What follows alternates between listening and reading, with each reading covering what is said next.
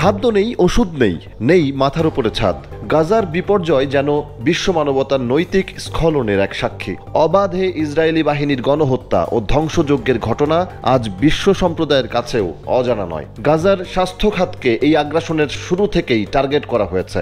এখন অব্যাহত রয়েছে কোনো ক্রমে টিকে থাকা কয়েকটি হাসপাতালের উপর নির্বিচার আক্রমণ।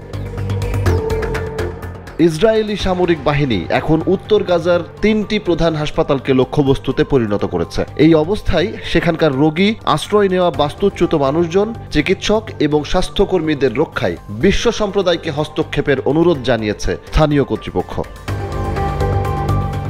সম্প্রতি বেইত লাহিয়া এলাকায় কামাল আদওয়ান হাসপাতাল এবং ইন্দোনেশিয়ান হাসপাতালে আক্রমণ করেছে ইসরায়েলি সেনারা।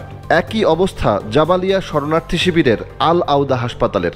হাসপাতাল 3টিকে অবরোধ করার পাশাপাশি প্রায় 1 সপ্তাহ ধরে আক্রমণের তীব্রতা বাড়িয়েছে তারা।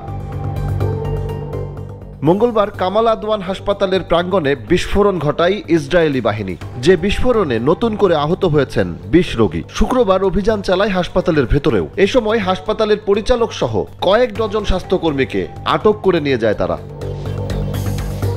গাজার স্বাস্থ্য মন্ত্রণালয় জানিয়েছে, আবু সুফিয়ার সঙ্গে ইসরায়েলি সেনারা কি করেছে সে সম্পর্কে তাদের কিছুই জানা নেই। তবে তাকে নির্যাতন করা হচ্ছে এমন আশঙ্কা করা হচ্ছে। এর মধ্যে ইসরায়েলিরা কয়েকজন স্বাস্থ্যকর্মীকে মুক্তিও দিয়েছে। তারা জানিয়েছে, আবু সুফিয়াকে ইসরায়েলি সেনাদের পেটাতে দেখেছেন। মুক্ত হয়ে আসা সেসব বন্দীরা জানিয়েছেন, পরিচালক আবু সুফিয়াকে ইসরায়েলি সেনাদের নির্যাতন করতে দেখেছেন তারা। তবে আটককৃতদের বিষয়ে বার্তা সংস্থা রয়টার্স জানতে চাইলে কোনো মন্তব্য করেনি ইসরায়েলি সামরিক বাহিনী।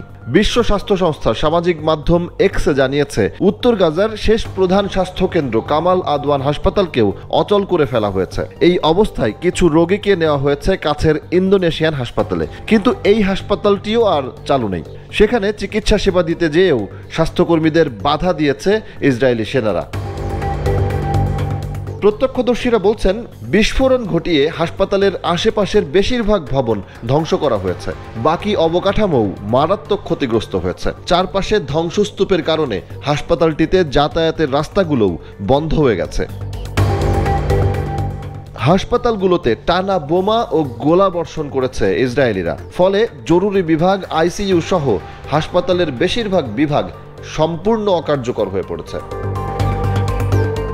এদিকে হাসপাতালে হামলার বিষয়ে গদ বাঁধা বিবৃতি দিয়েছে ইসরায়েলি সেনাবাহিনী। তাদের দাবি, কামাল আদওয়ান হাসপাতাল থেকেই কার্যক্রম পরিচালনা করছিল হামাস। গত 15 মাস ধরে চলমান এই যুদ্ধের সময় হামাসের যোদ্ধারা হাসপাতালগুলোকে শক্ত ঘাঁটি হিসেবে ব্যবহার করেছে। যদিও এসব দাবিকে নির্লজ্জ মিথ্যাচার বলে নাকচ করেছে হামাস।